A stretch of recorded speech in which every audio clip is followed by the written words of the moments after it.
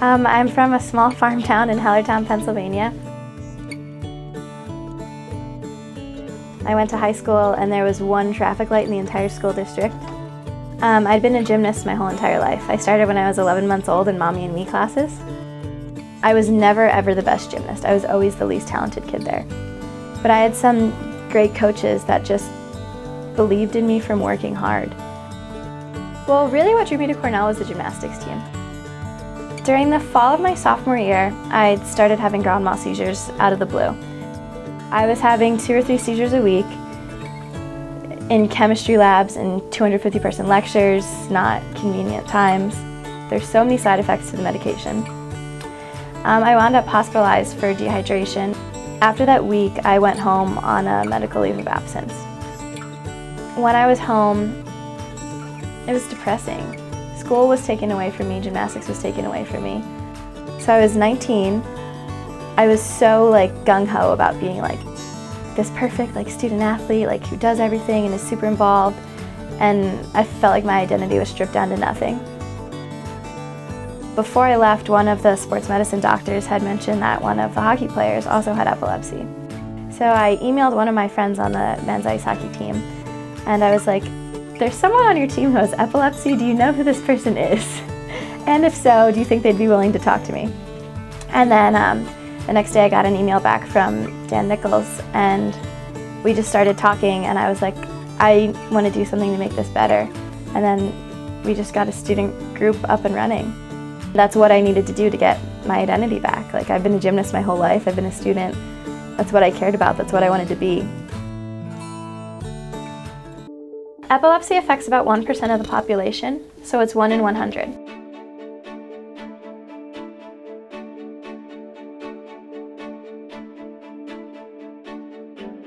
There's so many different kinds of seizures that people don't even have an idea of what a seizure is. When you say seizure, you automatically think a grand mal event. You're falling to the ground, you're actually shaking, maybe you lose bladder control, something like that. But a seizure can also be an absence event. There's a whole spectrum, just like there's an autism spectrum.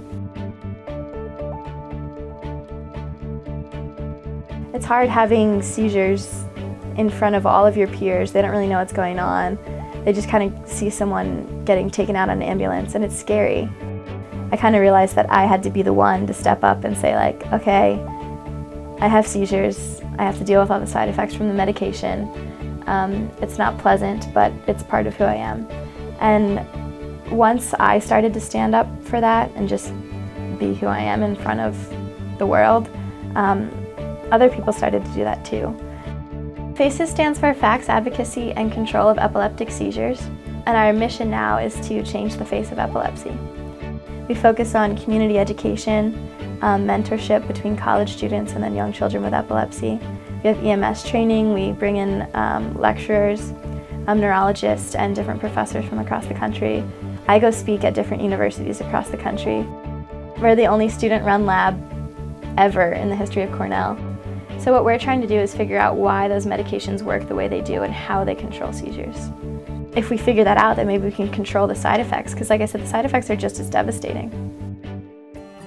The coolest thing for me now is the younger people that I had working for me on FACES and in the lab are starting to do better than I could have ever imagined. I'll have juniors that have been in the lab for 2 years now come up with ideas and new ways of doing things, and just kind of a new perspective that I would have never thought of. We would bring the actual experiment to elementary and middle school children. So we use fruit flies to study anti-epileptic drugs. And basically you vortex the fruit flies, you scramble them around, you give them seizures. So they got to see what a seizure was like. And I just want to get them excited about science, this is what's out there. I especially like working with young women's programs, because it's still very much a male-dominated field. I actually had the opportunity to go to the Society for Neuroscience conference in Washington, D.C. There was someone there from King's College, and they have a Master's in Neuroscience program.